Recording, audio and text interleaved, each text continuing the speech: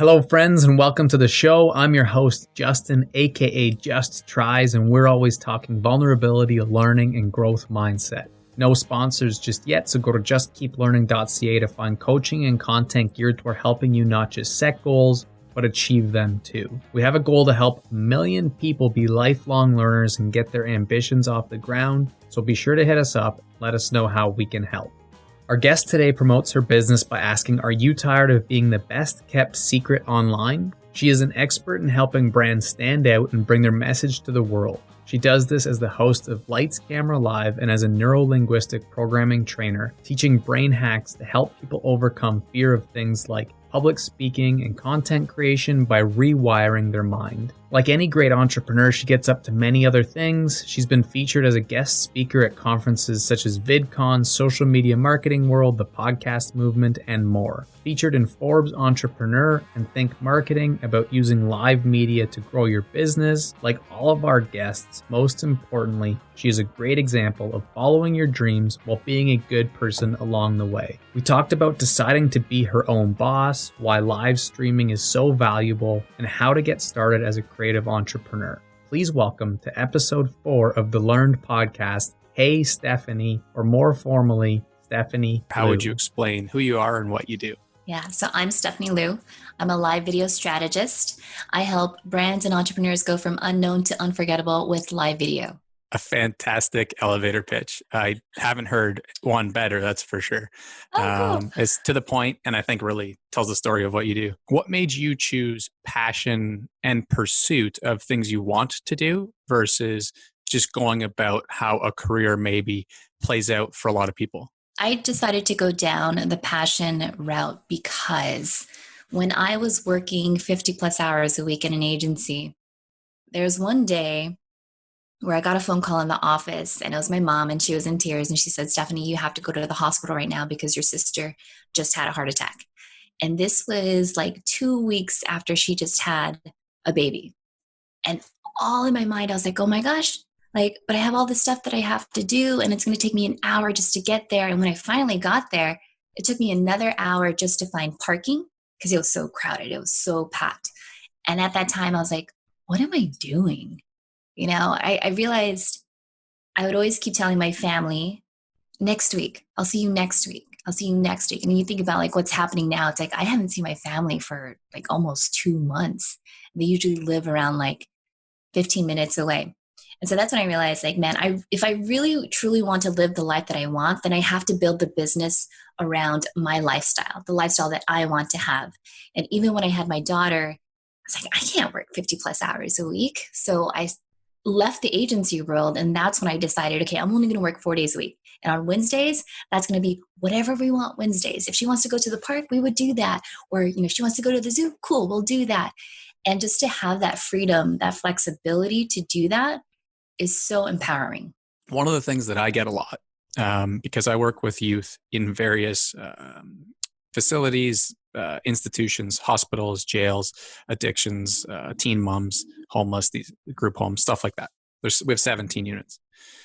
Point being, one of the questions I get a lot when I go into the jail is wanting to do things like become a rapper or build a business around a podcast. And most people in their lives telling them that it's unrealistic. How do you feel about the possibility of choosing passion for work over having a boss, kind of for if it could be for everyone? I guess I would recommend kind of like a split strategy, right? If you can, try to get a job that will fuel your passion project, right? Instead of being a starving artist and trying to scrape by, what if you could have just a little bit of stability where you're working maybe that 9 to 5, and then towards the evening, you're making steps towards learning that software or making those connections and going to those networking events because you have the funds to do so. I think a lot of times when I think about how people are hustling these days, right?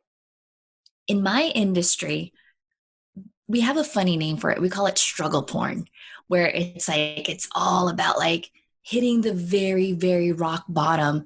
And for someone like me, that's too much of a risk, right? So I try to find harmony in it. I try to find a job that would help me do what it is that I need to do in order to pay my mortgage, pay my bills, and all that good stuff, but still gives me that freedom and that flexibility to tap into my creativity, to meet new people and do really fun things. And it's funny when you ask that, because I was like, I'm even now I'm still doing it. Like, people know me as like a live streamer, but I still have social media retainer clients that I know that they're on retainer for like the next 3 years. I don't even have to worry about it. And if a new project comes, cool, that's a nice to have. But I still have my whatever we want Wednesdays, like no matter what. I often talk about the two paths. I think that's very similar. What's neat is that with those retainer clients, it's still your business, which is kind of that next step for people. And I think that's an inspiration for a lot of people. How can we improve education so that it's adding value to them? Yeah.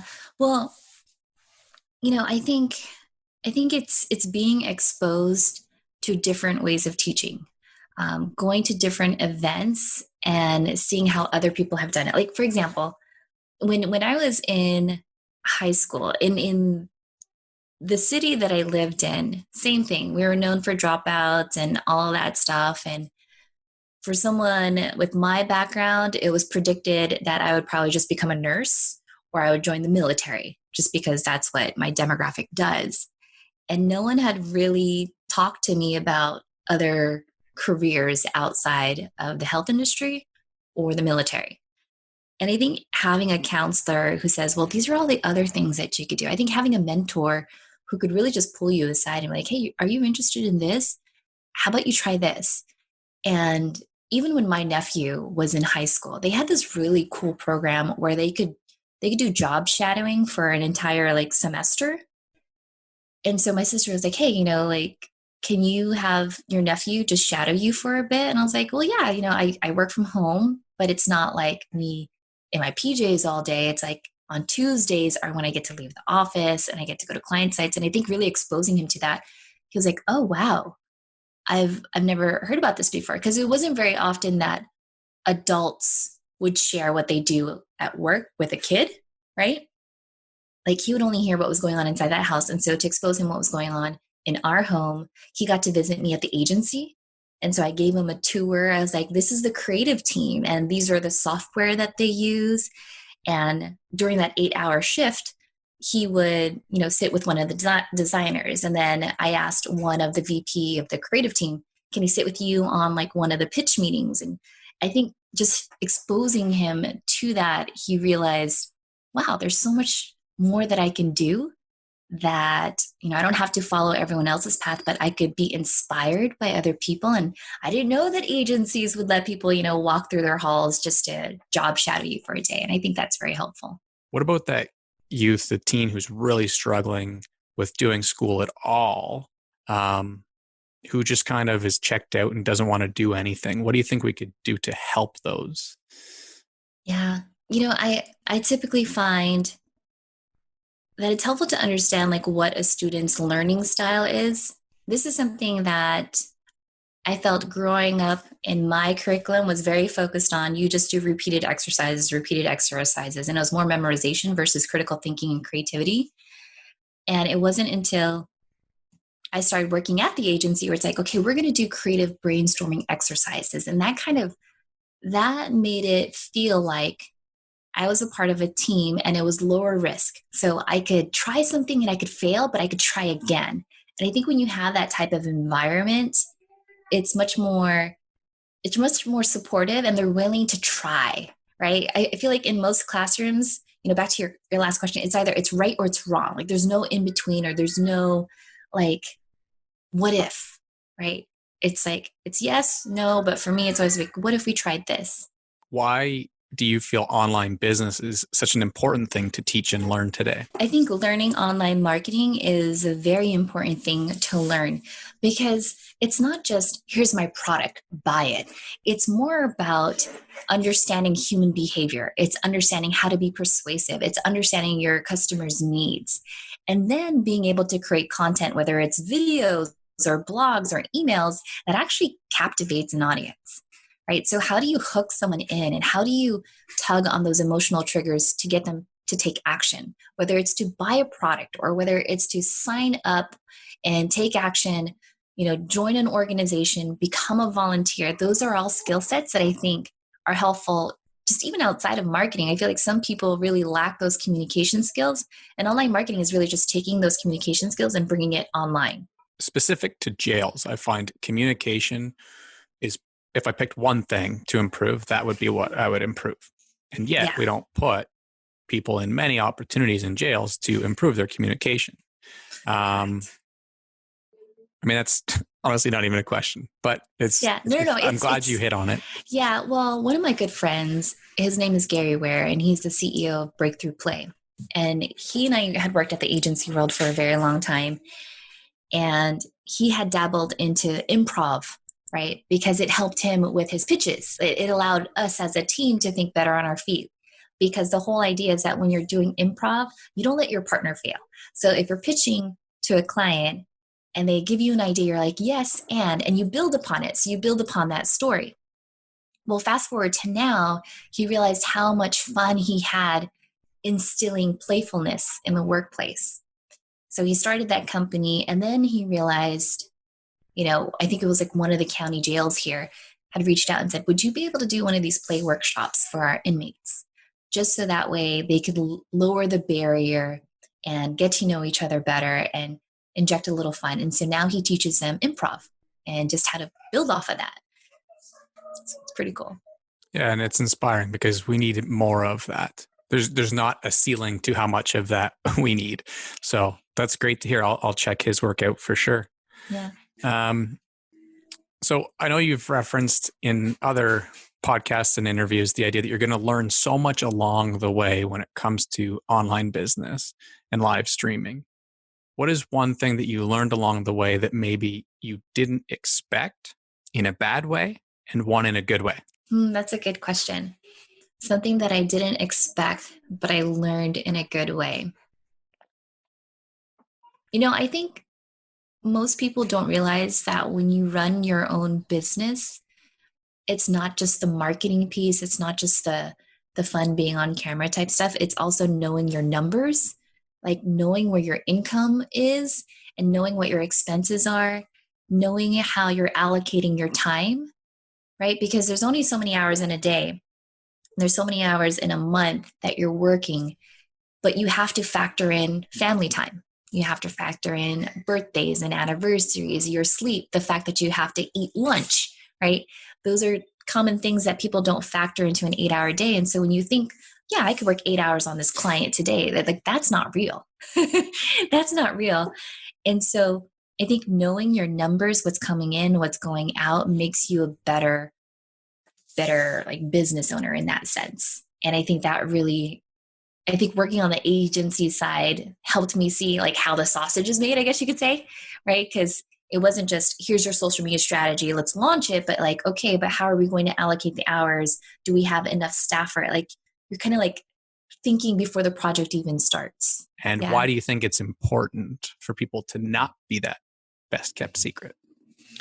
I think if it's something where if you want to be top of mind and tip of tongue, you want people to know you and refer you, you have to put yourself out there. And it's one of those things where people are like, man, I've been in business for 20 years and like my phone's not ringing. Why is that? And it's like, well, are you searchable? Can people find your content? Are you sharing your expertise? And that's where people kind of struggle with that. It's like, well, I don't know what to do. I don't know what to share.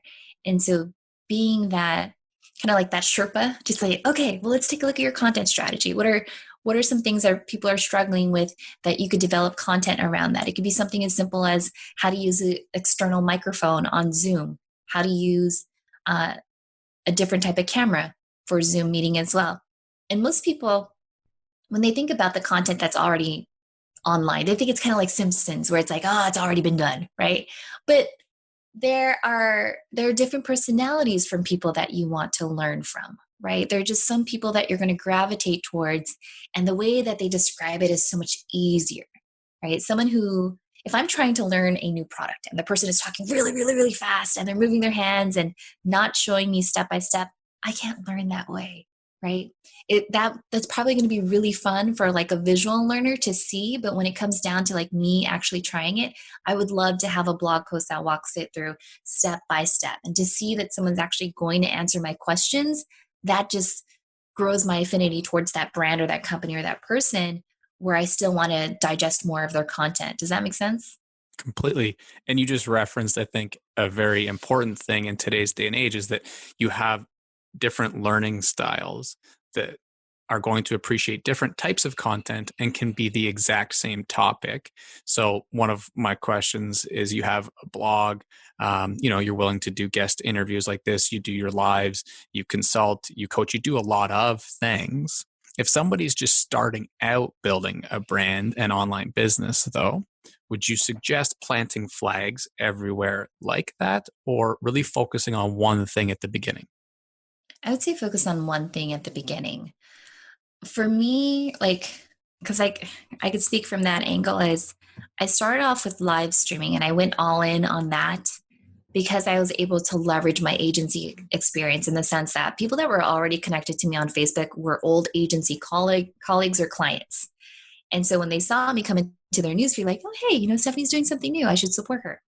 And for a long time, I wasn't repurposing that content. I wasn't turning it into a blog post because I thought writing was too hard. And I didn't make it into short social media snippets because I didn't know how to do editing. And because of that, I was able to master all aspects of live streaming, like how to pitch a guest, how to structure the show. And so I was able to focus on that. And once I had that down, then it was like, okay, now let's look into the next thing on how I could learn that, because then I could focus my attention, right? It's kind of like when I make a peanut butter sandwich for my daughter in the morning, right? If I get some peanut butter on a knife and I spread it across the bread, right? And spread it like everywhere in all the corners. It's really, really thin. And she's like, I don't really taste it. I'm like, what are you talking about? I already put it there. But if I focus it in like, in layers, and I work towards it, then it's going to be like the most delicious peanut butter sandwich ever. And she's not going to leave it there to just hang out for the rest of the day. Don't waste your food. Kind of rolls nicely into the idea of having a niche versus being a little more broad in terms of the content that you're providing. Where do you stand on that? It's really interesting because, like, even in my background extends back like 15 years. So it's like, I know SEO, I know PPC, and I know social media. But it wasn't until people had found me for live video that I started to attract like the speaking engagements and becoming a guest on other things. But once I was known for that, that was kind of like the tipping point for everything else. So people are still finding out about me for live video, but they don't know that I also run Google AdWords. Like, I know paid media and all that other stuff. I think it's helpful. I definitely think it's helpful for you to have a particular niche that you're a master at, but it's also helpful to know like general terms. So that way you could kind of not walk into like a trap. Like going back to like this one client that I just signed on this week. In just having a conversation with her, she's like, I know enough to get me by without feeling like I'm lost in the weeds. And I was like, that's good. Because I think if you just know a little bit, then that's always going to be helpful. But you could still follow that path that you want to do and be focused without being distracted by like different detours and all that stuff. And you're still able to be on that fast track and be known for that specific niche without getting distracted. Right. And you just hit on a couple other things. And one was the idea of thinking that you didn't want to do writing because it was too hard. I think that the written word has two things working against it. And one is that it's kind of old school, right? Blogs are things of the past, but also that a lot of people don't like writing because it seems hard. So maybe if you could just speak to the value of written word in online business. For a long time, I only did video, and I didn't want to do the blog recaps because, gosh, it was going to take too long. And, the copywriting and stuff, I didn't think I had the time or the effort to do it. But I found a couple of tools that helped me along the way. Like, there's a tool called otter.ai, OTTER.ai, and it would take the video and it would transcribe it for me. So just having that transcription allows me to create that blog recap a lot faster, which I think is also helpful for my audience. If they're laying in bed and trying to put the kids in bed, you can't really watch a video or you don't have your headphones there, but they could still get the gist of the content and they could skim through it and they could find it. The written word is also really helpful. Like, let's say from the online marketing world, it's super helpful for like SEO, being found in the search engines and having your content be read. Like you said, like, Stephanie, I researched your stuff online, and it's probably a lot easier to read a blog post than it is to watch like a 45-minute live stream, right?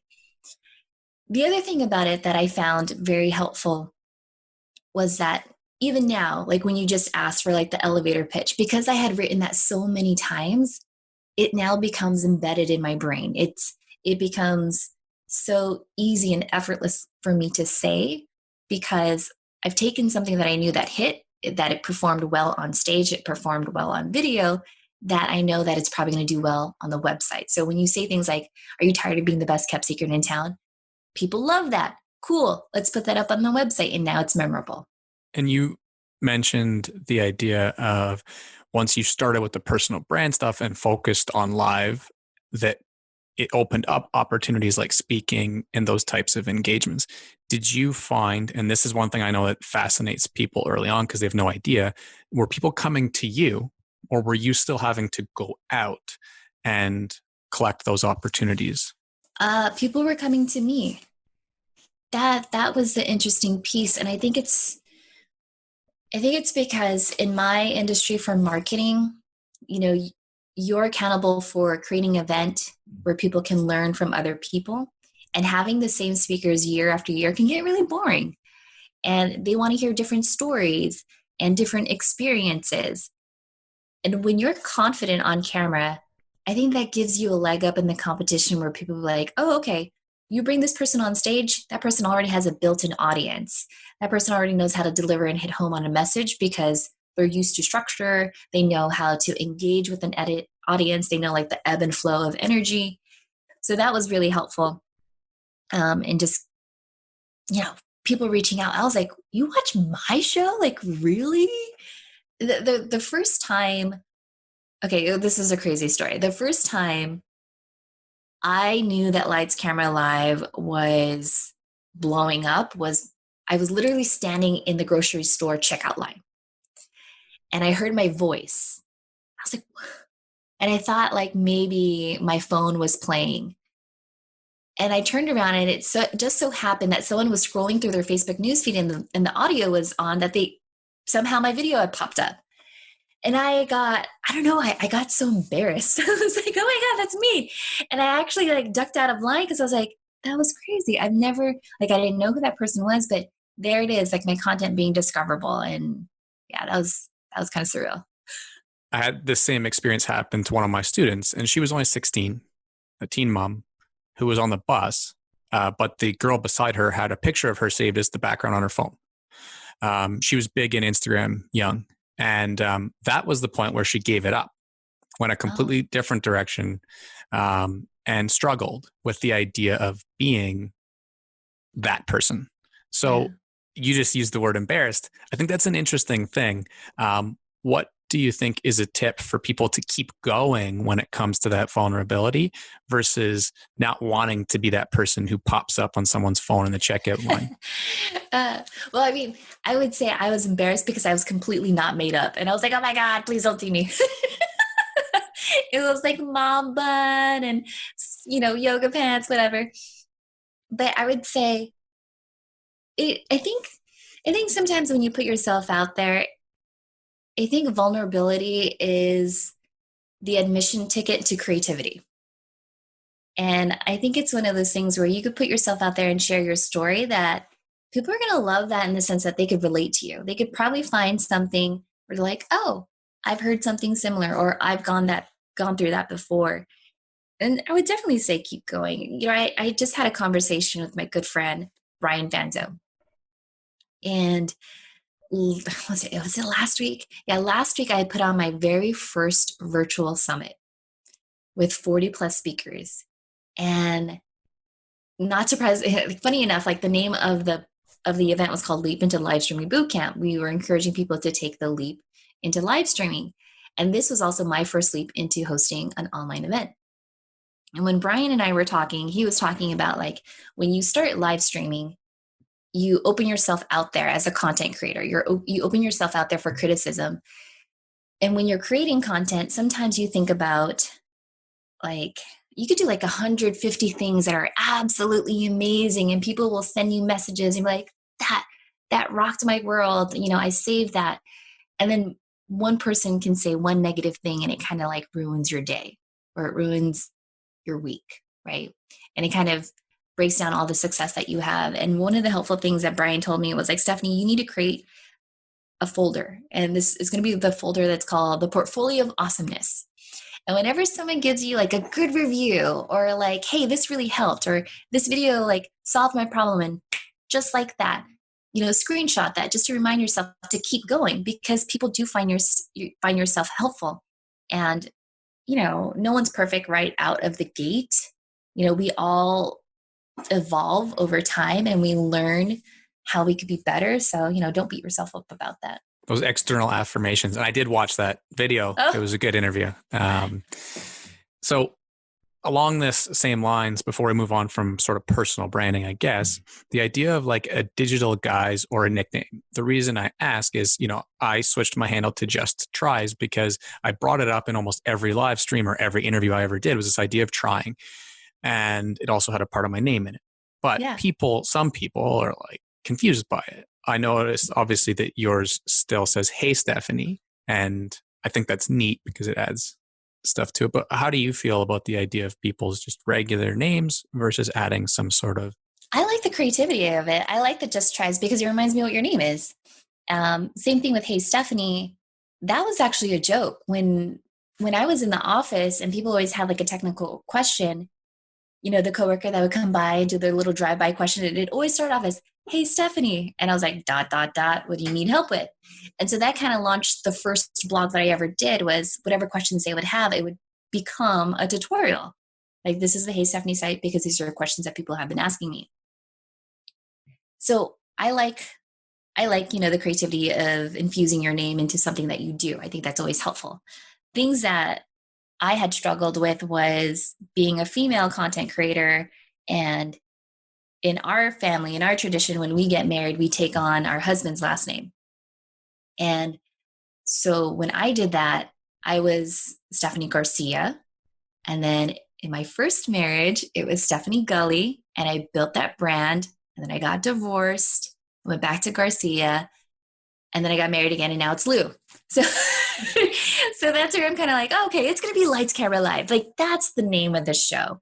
And it's funny because even now I know which of my friends have known me the longest. One guy, he just texted me. He's like, "Hey, I needed your help." And it was so funny. Your last name showed up as Garcia. And I was like, oh, that is way back. That's way, way back. That's like high school. It's interesting how something like that nickname can last forever, though. And I think that's cool. And that's one of the things that I love doing is helping people find things, whether it's part of their business or their learning pursuits or their passions. But it's really neat to have something that could last forever against all of those changes. That Hey Stephanie can last forever. Well, and then I think even with your name, like if you wanted to have a legacy, like if your daughter wanted to take on your company and do the things that you do and walk in your shoes, like Just Tries is still applicable, and it has such a strong story behind it, versus like if my daughter Emma wanted to have Hey Stephanie. It's like that doesn't make sense. But she could talk about Lights, Camera, Live and how like she would always, you know, bomb my live stream shows just to say hi. Yeah, and those videos could be amazing in the future. Those throwback, hey, look at this, what I used to do on mom's live streams. Now I'm doing them myself. Yeah. One thing I did want to not forget to talk about is the idea of NLP or neuro-linguistic programming, because obviously it's a passion of yours, but it's not a buzzword, I wouldn't say yet. What is it? Neuro-linguistic programming is more or less understanding how your mind works. It's understanding that your thoughts and feelings have an impact on the actions that you take and the words that you say.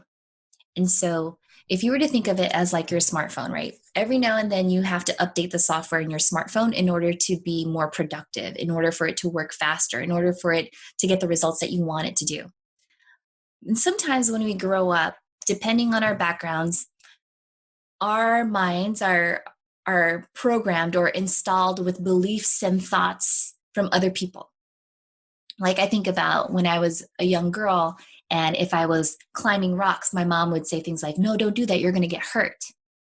And so I never took that chance because I was scared of it. Now when I have my daughter and I see her climbing rocks, I'm like, all right, cool, I'll catch you. So instead of saying, don't try it, it's more, go ahead, I'll support you, or I'll teach you the way around it. And I think a lot of times when you're an adult and there's certain things where you're like, I'm not willing to take that chance, or that's never going to work for me, you have to stop and ask yourself, why do I believe that? Why do I think that I can't be that other person? Or why do I think that I can't achieve that goal? And really, really analyze that to be like, oh, maybe it's because someone had told me this, or maybe because I had this one event where, someone told me something, and how is that still impacting me? Like, I'll tell you a story. Like one of my girlfriends, she is so smart and she is so well connected. And she would host these events and she would get like the top authors, the top marketers to be there. And whenever we would hand the mic and be like, Jen, go introduce yourself. She's like, no, I don't want to do that. And it was always weird. I was like, but you're Jen, like you're amazing. Like we all saw it. And finally one day I had lunch with her and I was like, what's up with that? Like what is this confidence issue that's happening? And then she kind of told me, when I was in the 3rd grade, when I had to do a presentation and I was trying to speak, my teacher kept yelling at me to speak louder. And that just made me feel so uncomfortable. So now whenever I see a mic, it just, like she doesn't want to be around it. And at that point I was like, okay,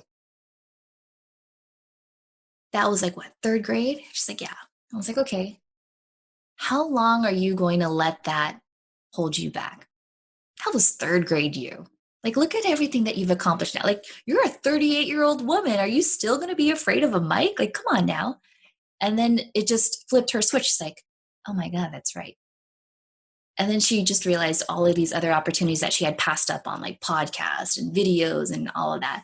And I think growing up, like if you're just listening to this now, it's really, how long do you want to base the decision in your life based off of fear versus confidence?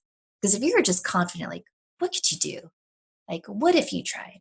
What if you got that support? What if you just tested that out? What would become of it then? I think it speaks to so many things for me. One is that is exactly what I see in every one of the youths that I work with. They've been broken down, beaten down in many ways, sadly, and they have such unbelievable talents. I can go down the list: nail artists, special effects, makeup, photographers, graphic designers, podcasters. Like I could just go on and on. Yeah. And one of those stories exists for every single one of them. What do you think is that like number one thing that we could tell them to try and kind of, I guess NLP obviously is a program that people go through, but what would be one thing, if you had to pick one, that we would try and get them to understand? You create these processes, these techniques to follow in the footsteps of greatness. And so if you saw a rapper, if you saw a speaker, if you saw an actor or a politician that you really wanted to emulate, success will always leave clues. And I think if you were just to kind of model after that, I'm like, okay, so how do they stand? How do they show that they're confident? Can I emulate that? And it's like, yeah, you can. And just pick up on every single one of those clues and try to model after that. And then when you nail it, like when you do something good, I love to do the technique called anchoring, where it's like, when was the last time you felt confident? Cool. Anchor that emotion like on your knuckle. So whenever you need to go on stage, whenever you need to do a presentation, when you need to introduce yourself at networking events, you could just like activate that power button and boom, you light up, right? So like even with my daughter now, she's only 5, but I'm trying to teach her how to read or how to do math. And when she gets something right, like, oh, I make a big freaking deal of it. I'm like, oh my God, like she did it. And she just gets that whole like feeling in her body, like, wow, mom, I did it. And in my mind, because I know NLP, I'll do something where I might like push down on her shoulder. So whenever something happens that's good, I'll always push it there. And so if she's in a bad mood, sometimes I'll just kind of like activate that secret little button and she just like lights up. We're like, oh, because when neurons fire together, they wire together. So if you were to go ahead and push down on someone's like shoulder after they've done something good, like, oh, you just graduated, that's awesome. Like hold down, squeeze, and they'll remember that. It's the opposite to spanking, essentially. Exactly. You're helping people with that is exactly what I try to do in terms of coaching and my day job. It's neat because I'm really trying to figure out what the best balance is, because you can't scale online coaching one-to-one in terms of these things necessarily. But point being, one of the biggest struggles I've found people have with starting their online businesses is the idea of putting out free content, right? So creating for social, putting all these examples into blog posts, doing your live stream versus monetizing. What would you say when it comes to that idea, that fear that people would have around monetization versus free content? Because there's a lot of gurus who say put everything out for free and that's going to lead to success, right? But people need to pay the bills too. There's different ways that people learn, right? There's your why audience. They want to know why. If I learn about this, how's it going to change my world? They want to know the what. So like the stats, the numbers, definitions, all that stuff. Then there's the how audience that wants to like be guided through that process. And there's the what if, which is really like the critics, right? They're like, well, if I do this, what are the advantages? What are the disadvantages? And I find that for the content that I create, it's generally going to be the why and the what. I'm going to tell you like what's happening in the industry and why it's impacting you and your business. And here are some high level things that you could do, like the little how, but then there's the what if. And it's like, well, what if I want to do this with eCam versus that? What if I do that? It's like, well, then we got to hop on a call because we got to dive into that a little bit more. And that's what I sell is the what if. It's the opportunities. It's helping you avoid those mistakes so that way you could get on the fast track to success. Because you could Google things all day, all long, watching YouTube videos and all of that stuff. But there's always going to be that little inkling, that voice in your head. It's like, but what if? And you just need that validation, that confidence, and knowing that you could do it. And that's usually where I jump in. I think that comes up in all these episodes too. There's an ocean of information. It's free. Go do it. But if you can't execute, that's where you need support. And that's fantastic. I think most people just need accountability. That's another thing. It's just accountability, because it's so easy to want to jump around, especially when you're reading like a how-to tutorial, right? You're just going to flip through the manual. But then someone that's going to hold you accountable, like, no, you should have read that warning first before you started that. I don't like jumping in too much of these because it's not my interview, but it's so on point that when I was a personal trainer, I built up a really good ability to sell because I wasn't really selling. People would say things like, well, can you just write the programs for me? And I would gift them a book, like the book that in the industry at the time was the best. This is what you should do to do your own fitness book. I would give it to them as a gift. It's like, here, this is it. But come back in a month if you need the accountability, the support, the coaching, and someone to lean on. And every single one of them would come back, and that'd probably be too busy at the time, sadly. And it's like, it's an interesting concept. Okay, so I have a couple scenarios that I'd like to ask. I think we already tackled one of them, but I find it a neat way to go through with a little kind of like a specific role play type thing. And so in education right now, tons of teachers are jumping to different platforms to figure out online learning. I noticed that Thinkific is something that you've used. That's the platform that I signed up for recently too, which is kind of cool. What is some advice you would give to people starting to use something like Thinkific? I would definitely still say, know your classroom's different learning styles, right? So there's the visual learners. So video is going to be awesome. That's always going to be super helpful. Audio is also very helpful too. if you could have someone just download the audio piece of it, like the podcast that they could listen to as they're going, or just, keep listening to it on repeat, then that makes it accessible. I would also say like your kinesthetic learners, when you're teaching online, I usually like to have like little mini breakout homeworks versus like, here's your big final project that you have to send to me at the end of it. I would rather want to give them little quick wins and feedback with live office hours. That way we can learn together.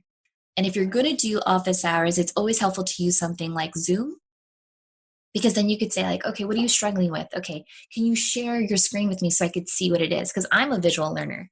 And sometimes when people are describing their things, like why their live streaming equipment isn't working, like I have to see what you're doing. I have to see how you're connecting the different pieces. Because even sometimes they'll describe things to you and they'll use a different terminology because they're not the expert in the field, but you are, right? It's like, oh, that's not called that. The real name is this. And that would always be my advice, is try to cater to the different learning styles. And as you're doing your office hours, when you're listening to your students, as they're asking their questions, you could see like how they communicate. You could see that if it doesn't feel right, then you have to make them feel comfortable. Like, what other additional exercises can you anchor that confidence or anchor that knowledge of like, you got this, you know this. If someone's like struggling because they can't see it, is there a different worksheet that you could put together? Is there a different way of tutorial that you could teach them? I think that'll always help. If you could pick just one social media platform for people to use, what would it be and why? If you're looking for connections, then I would say Facebook groups are really helpful. Because your Facebook business page is really like your front door. It's like people come there for business to solicit to sell you. But when you have a Facebook group, that's where the party is. That's like the backyard. It's like, oh, you're here for the barbecue? Okay, come to the backyard. All right, cool. Like the kids are, they're swimming in the pool, go grab that. Like that's where the real conversations are happening. And I think when you create a community online for your business or your brand, or if you're looking to learn more about like Adobe Premiere or all these different softwares, joining a Facebook group is always going to be helpful. So what would be some tips to building a Facebook group? I would say if you're going to create a Facebook group, in your cover photo, be very explicit about like, what are you teaching? Like, what is this group? What's the mission? What its vision and values? I also think it's very helpful if when you're creating the group, that link that you have, if you're going to promote it on your business, like your website, most people will still link to their Facebook business page, the front door. No, link them to your Facebook group, because that's where they're going to see the real engagement. There's more often than not, you're going to get more engagement, more questions, more comments in your Facebook group than you are on your business page. So show them where the party's at. Like, here's your invitation. Go there. Other ways to promote it would be put it in your email. Or I like Social Media Examiner, where they have the society, and every week I would get an email that says like, hey, we just got a couple of good questions in the group. If you didn't see it, here's the question and here's the link to the answer. So I always found that fascinating.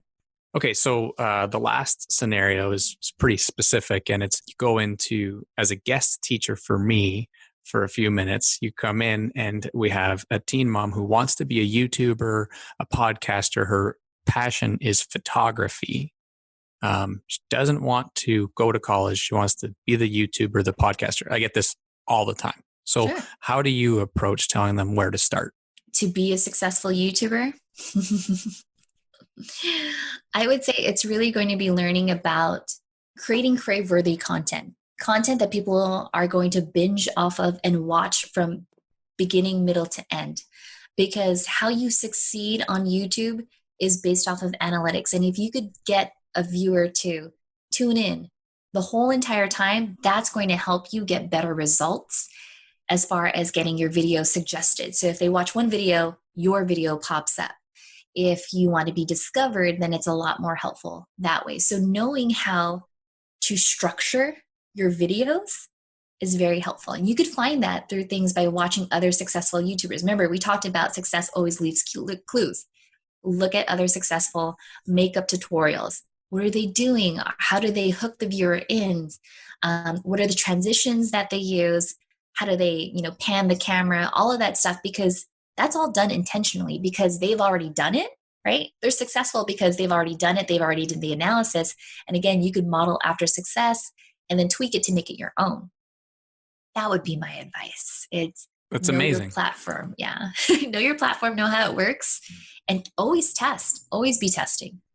And I think what's cool is that you could have said, don't bother, right? Like these are real scenarios. I go into school, and honestly, how many times do you think other people would tell them that, right? It's not possible. It's totally possible. And it's funny because I've had this conversation with like my nephew who is like, I want to be a gamer because he found out that I live stream. And he's like, what's the stuff that I use? And I would tell him, well, this is what I use for my marketing stuff. And it would translate over to yours. And again, just having that job shadowing for that full year, he was like, oh, wow, cool. It is possible. Yeah, they just need to see it. So that's kind of the last most important thing that a lot of people think of when they think of your brand. So let's talk live stream. When it comes to why live streaming, why would you say it's important? It's a way for you to directly make a connection with audiences. Most people, they're looking for connection versus perfection. Just the fact that they could get your attention for like the next 30 to 45 minutes, that's valuable to them. Because when you're watching a video and you look at someone's eyes, what happens is that your brain releases these happy brain chemicals. So you get that dopamine, that oxytocin, that serotonin, and endorphins. And if you say that person's name, they've officially etched your name in their hearts because they're like, wow, they acknowledged me. And I think deep down, just understanding human behavior and human psychology, we all crave to be validated, to be acknowledged. And live streaming gives you that opportunity to do that right then and there. And it's, from a marketing perspective, the way that I would always sell it is it gets you on the fascination fast track to being on a first name basis with key decision makers. And so when you give people exclusive access to you, man, they're going to love you. They're absolutely going to love you. The first time I set up like 8 cameras, tried my best to make it go to every single platform in the world. The next week I went to like StreamYard and was like, but StreamYard doesn't allow streaming to Instagram. And I was like, well, I'll use that plus my phone. Anyways, each week it's gotten a little bit better in terms of quality. However, I've gone down to just using Instagram the last 2 weeks. I think most of the engagement was on Facebook. So the funny thing is, in terms of using one platform versus others, what would be some hacks or tips you'd give people? This is kind of like an ongoing debate because some people will say, leverage the platform where your audience already is. And some people are like, no, just stake your claim on a whole new territory. I will say that what worked for me was using Facebook because, again, having that agency experience, I was already connected to those key decision makers. And what's helpful as a live streamer is that when you see those comments come in, like you totally forget about like, man, is this worth it? Because as soon as someone says hi, you're like, oh, Justin's here. You get excited and it just automatically gives you that feedback to keep going. And that's why I would say go where your audience is, because that's where they're going to support you. If you keep going live to a platform where no one knows where you are, it's so easy for you to want to give up, right? But when you have someone that's like cheering you on, even if it's just one, like I remember my very first person that stalked me at a conference was like, oh my God, you're Stephanie Liu. And I was like, what? You know me? You're not my mom? Like you've watched we have been besties. Like she started her show. I'm there. Like I show up. Like I show up for everyone that shows up for me. And every time I'm at a conference, she's like right there, front row. And I'm like, whatever program, whatever it is that I'm selling, like to me, she gets it for free because she's my anchor, right? When I see her and I'm on stage, I'm like, this is it. So I think starting where your audience is going to be at is going to give you that fuel for you to keep that fire burning, to keep going. Because if you go somewhere where no one's there, it's like a tree that falls in the woods. Like, does anyone even hear it? But if you do it where someone else is and they're going to cheer for you and they're going to echo and they're going to share, then by all means go there. The reason for my wanting to, and I think a lot of people wanting to do it everywhere, is the efficiency piece, right? If it's recording now, might as well be able to use it elsewhere. So on the tech side of things, in terms of repurposing that or sharing it, that would be the strategy. But I think some of them are better for that. Do you think Facebook is the strongest for that too? Yeah, I think with Facebook, because you're dealing with algorithms, You could repurpose content as many times as you want because they probably didn't see it the very first time. Whereas on YouTube, if you were to repurpose over and over because you're probably using the same keyword tags and like different slides of descriptions, they could watch one video and be like, oh, that was the same video. You just hacked it a different way, but okay. So it makes it a little bit confusing over there. But on Facebook, I feel like you could post on your profile, your groups, your pages, and all that other stuff. One thing that I'm sure you see a lot is people being hesitant to do it when they're monotone, they're kind of passive. I actually naturally I'm kind of like that in terms of being introverted. Yeah. What would your advice to that group be? There's some of us where it's like, if you want your audience to be like excited and engaged, you have to do the same, right? Because they're going to follow through you. It's like the mirror neurons that you have in your brain. If you could see that someone else is doing it, they're going to mirror it exactly the same way. So if you wanted more comments, then you would do that.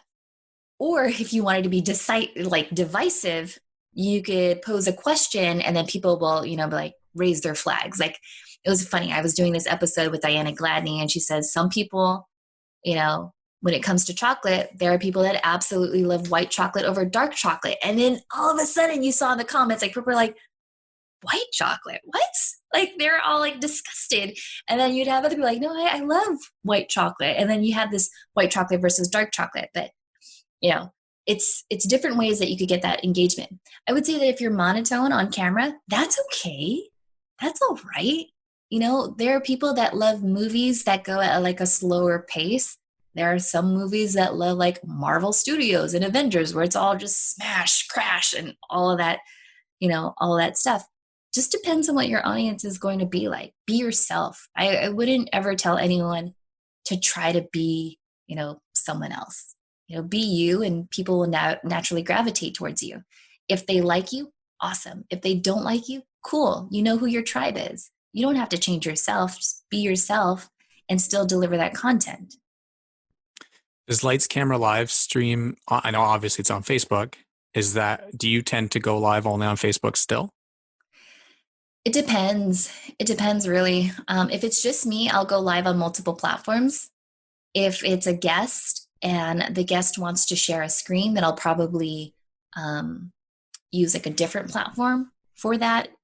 There's all these logistics behind it. Like if I wanted to use like a chat bot for messenger marketing, if I said like, leave the comment, just tries, and you'll get like this free book, right? That only works on Facebook. So then I'm only going to do that on Facebook to eliminate the error. So that way it's foolproof as far as engagement goes. But yeah, I mostly go live on Facebook just because of the chatbot stuff. And in terms of helping your guests, do you find that they struggle with the tech? Because I think that's one of the fears that people like me have is that as you build your confidence in your tech and your ability, do you find it hard to prep or support guests when they're coming on?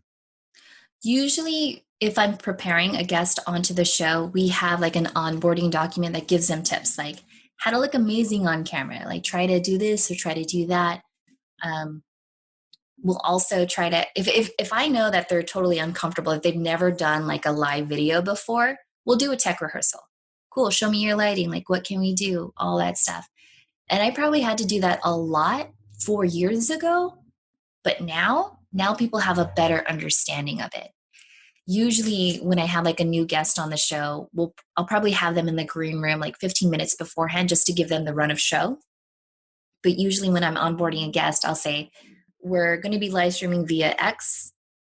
Here are some tips. That way you could have like the best bandwidth, the best audio, and then they're pretty much good from there. If you were leaving advice for next generation, in your case, obviously you can say, if you're leaving one piece of advice for your kids, what is it? If I could give you one piece of advice, something that you could always work on, that's going to impact you in all areas of your life, both personal and professional, it's honing in on your communication skills.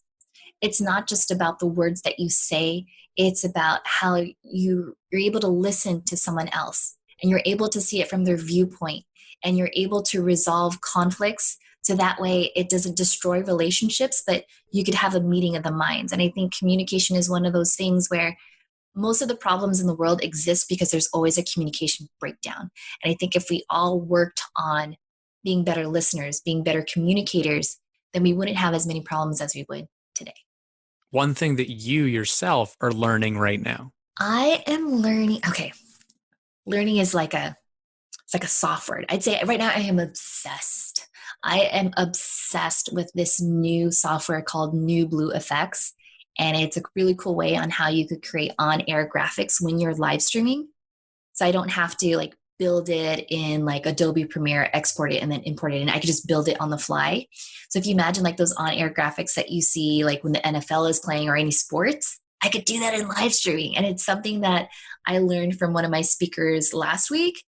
And I have just been obsessed. Like I have been watching every video tutorial. Like I speed it up like 2x. And I'm like, I'm learning. It's fun. That's amazing. What question would you ask me that you think I should answer? How did you motivate yourself to reach out to me on Instagram for this? The most important thing is that I fall back on my why of what my goal is, to help improve education, to bridge social media where kids are and where youth are with real learning opportunities, and that there's a lot of snake oil salesmen out there trying, and not only out there, but capturing leads and building huge businesses off of it with bad advice. So I knew that starting this, I was going to reach out to is anybody that I saw that would be a really good influence or role model for my kids. And it's a numbers game too, right? I appreciate that. People are busy, so you have to reach out to lots of people. And it's always amazing when people say yes, because I know that it's going to have that impact. Yeah. I always wonder what people say to themselves to get them hyped up before they send it, because probably before you even sent that message, like a little voice might have been trying to like talk you out of it. Like, who am I? Why should I, like, why would she even listen to me? Like, is she even going to get this? But somewhere in you, there was a voice that pushed you and said, you're going to do it. You're going to just try. And you did it. And I think it's going to be really interesting for you to share that whole thought process too. I didn't think of it in answering the question on the spot, but he probably will be too busy to listen to this. But if Buster listens to this, I don't know why, like the fact that he was the first person to right away say, yes, I just want to help. I think that helped a lot, right? It just goes to show that you need those people, those good people who are willing to give back. One of the questions I asked him was around the idea of clout. And he was like, oh God, because it's like, why'd you take this interview? You know what I mean? And same thing for you. I think it's just fascinating. There's a lot of grateful, humble, collaborative people. And the more times you realize that if other people can't do it, it's okay. It's no knock on them. I'm not going to judge, but that there will be people who will. So that's the other part of it. Yeah. I think a lot of us, especially content creators, we see the value in sharing our stories, especially on different platforms. Because I told you, it's like I'm used to doing the social media circuit. And so getting outside of that, it actually is always exciting to me. It's, I get to talk to lawyers. Oh, okay. What do lawyers think about live streaming? It's always fascinating to hear the other side and meet new people, especially now. It's great. Well, thank you for doing this. Yeah. Can't say enough how appreciative I am. I'm sure that if people Google, hey, Stephanie Liu, they'll find you, but where would you like to point people online? Yeah, I would say if you just want to poke around, if you want to take a look at content, lightscameralive.com is the best place to go. If you want to see the quirkiness, the things that I'm testing, the things that I'm geeking out on and being obsessed with, then that's where you're going to go to the Facebook group. And you're going to meet some of my amazing friends in there. And just search for social media strategist on Facebook and you'll see me in the cover photo. And then come on in. You're always welcome. All right. Well, thank you very much again. Appreciate it. All right. Well, I'm jumping into the next live stream. So thank you. That's awesome. Thank you. Thank you.